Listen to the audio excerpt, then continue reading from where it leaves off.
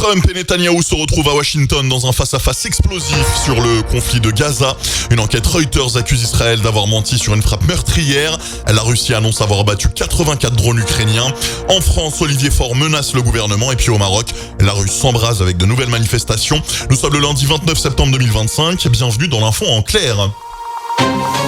Je vous le disais en ouverture de ce flash, Donald Trump accueille aujourd'hui Benjamin Netanyahou à Washington. La rencontre est prévue à 17h heure de Paris, suivie d'une conférence de presse conjointe à suivre à 19h15 en direct sur ma chaîne Kik. Une séquence décrite par Al Jazeera comme un moment de vérité alors que les pressions internationales s'accumulent pour obtenir une trêve à Gaza.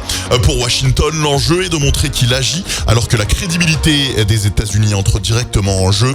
À Tel Aviv, les tensions se reflètent dans les déclarations politiques.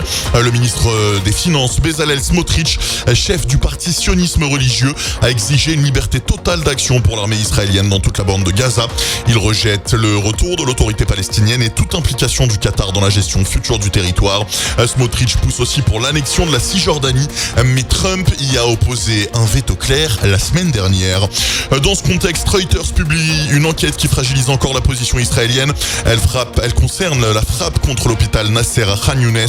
L'armée israélienne avait justifié l'opération en affirmant qu'il s'agissait d'une base du Hamas, mais après analyse de documents, vidéos et témoignages, Reuters conclut que rien ne prouve la présence d'une infrastructure militaire.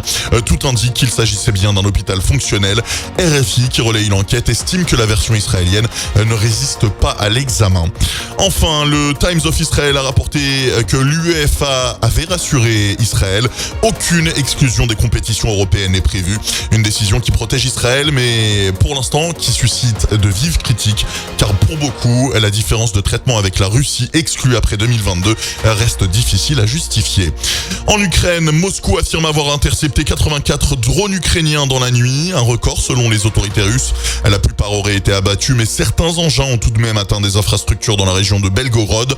De son côté, l'armée ukrainienne revendique une frappe réussie contre une usine en Russie, sans préciser laquelle. Kiev assure qu'il s'agissait d'une cible militaire présentée comme une réponse directe au bombardement russe. En France, le budget 2026 provoque déjà une tempête politique. Olivier Faure, premier secrétaire du Parti socialiste, a menacé directement le gouvernement. Si rien ne change, il y aura une censure et vraisemblablement dissolution, a-t-il déclaré dans une interview aux Parisiens. Face à ces critiques, Sébastien Lecornu défend un budget de responsabilité censé préserver la stabilité financière dans un contexte mondial incertain. Mais ce bras de fer relance le spectre d'une dissolution de l'Assemblée nationale.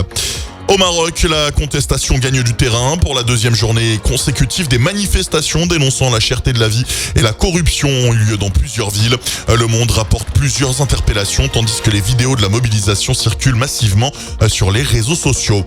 Afrique toujours, en Guinée, le président de la transition, Mamadi Doumbouya, a fixé la date de la présidentielle au 28 décembre prochain. Mais l'opposition dénonce une préparation insuffisante et doute de la transparence du scrutin. Cette élection, après le coup d'État de 2021, sera décisive pour l'avenir politique du pays. Et pour finir, un mot de sport, coup dur pour le PSG à quelques jours de son match contre le Barça en Ligue des Champions. Marquinhos est forfait. Selon RMC Sport, le capitaine souffre d'une blessure musculaire et sera absent plusieurs semaines. Un gros coup dur pour une défense déjà affaiblie.